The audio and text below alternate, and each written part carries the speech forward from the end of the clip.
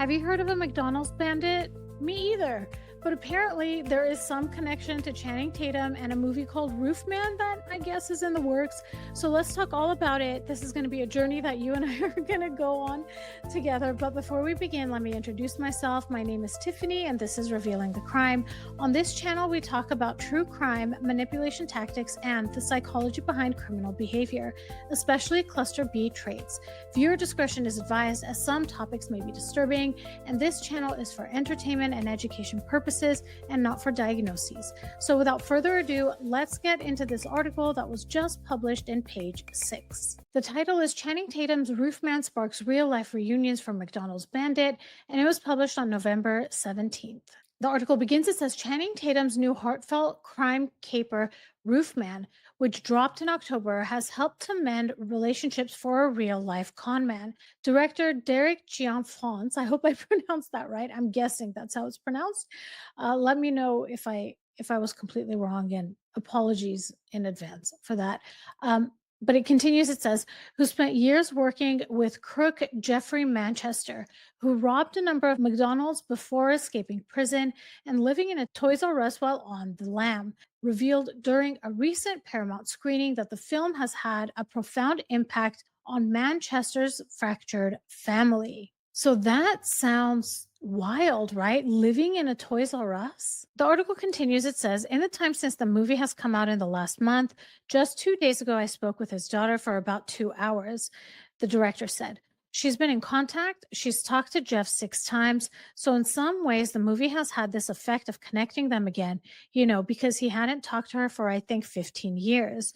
The director said that Manchester's sister has also reconnected with him. Maybe this is a movie that Michelle and I should cover on the Royal Daily Tea channel, because I had not heard of this movie. Let me know in the comments if you've heard of this movie. The article continues. It says, Jeff called me a couple weeks ago and he said, Derek, if I could give you a hug, I would. He said, he was like, I called my sister and she answered and we talked for a half hour.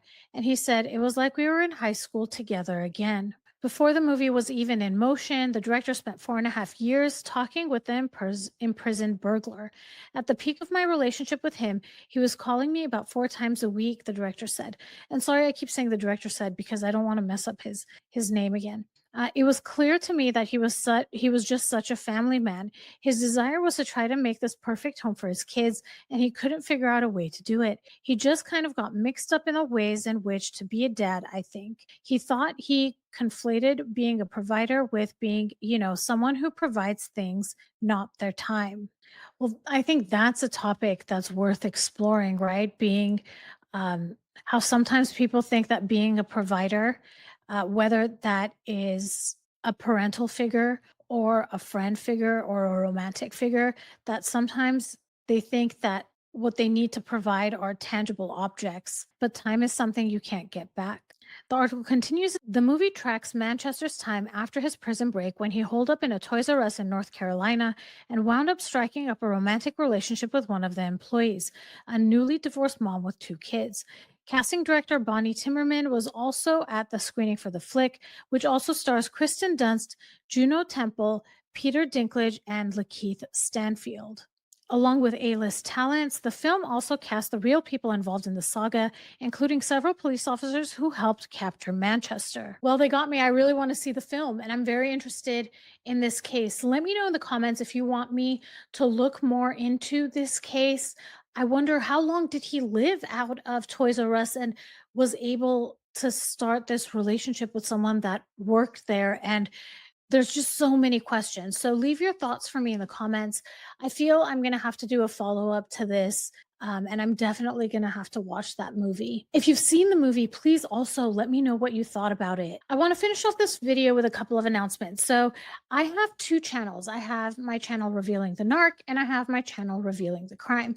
On this channel, you see, we go through articles and things that are true crime related, and sometimes that ends up crossing into pop culture, like this video did, talking about a movie that has been released. On my Revealing the Narc channel, I talk a lot about Harry and Meghan, but they get really exhausting. I've been talking about them for about a year and a half, and that's another thing. I'm comfortable talking about them because I've been talking about them for so long. I have memories of all the things that they've done and when they've happened in real time. So it's time for me, I feel, to diversify and talk about other things.